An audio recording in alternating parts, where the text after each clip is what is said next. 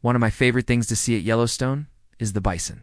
There's something about these big, beautiful animals that just makes me happy. But there weren't always so many of them around. Today we're going to talk about the bison and how they brought them back from near extinction. Before we get into how they brought the bison back from near extinction, let's talk about how they got to this point. This gave the bison more space and more food, which allowed their population to grow.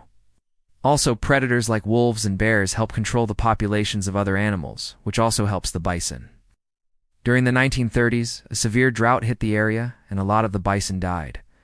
Only 280 bison remained in the park. However, after the drought, the population began to rebound.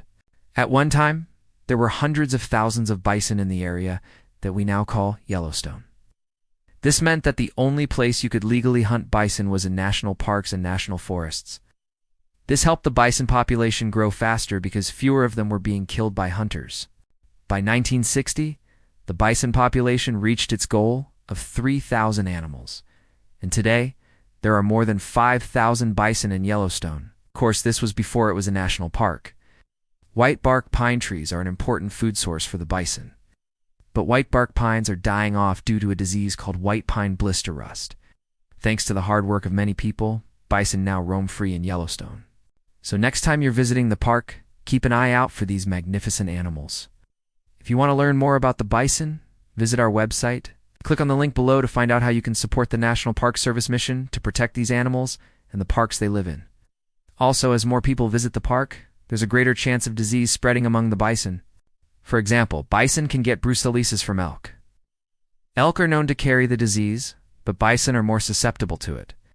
If a bison contracts brucellosis, it can have a bunch of health problems and might even die. It's already killed half of the bison in Yellowstone twice, and there's nothing the park can do about it. Once the elk start showing signs of the disease, it's too late. There's no treatment. That's why protecting the bison from diseases like brucellosis is so important. And during the winter of 1886-87, hunters killed over 20,000 bison just for their hides. By 1900, there were only an estimated 1,000 bison left in all of Yellowstone. The park's first superintendent, General Grant, actually said that these 1,000 bison were doomed to die off. He believed there was no way they would be able to survive in the park because there wasn't enough food for them, so he wanted to kill some of them and use their hides to promote the new national park. Luckily, President Teddy Roosevelt stepped in and stopped him. Roosevelt was a big fan of the bison. He even called them the symbol of the nation's great outpouring of courage, energy, and determination. He vetoed General Grant's plan and ordered the army not to kill any more bison. This order saved the species from extinction. In fact, it wasn't too long ago that there were hardly any bison left in Yellowstone. So how did they bring the bison back from near extinction? Well, that's what we're going to talk about today.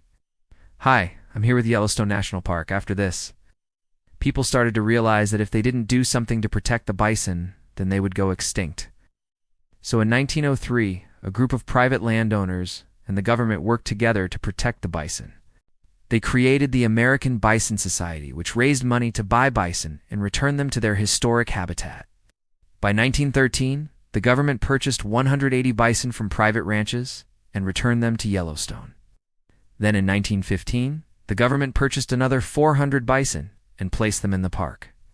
These bison were a mix of wood bison and plains bison. Today we refer to them as Yellowstone bison. In 1923, the government started capturing and removing non-native elk from the park. In 1942, the U.S. government passed a law saying that bison could not be sold or transported across state lines.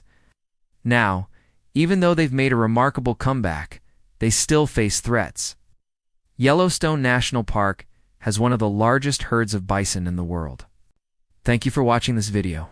We'll see you next time.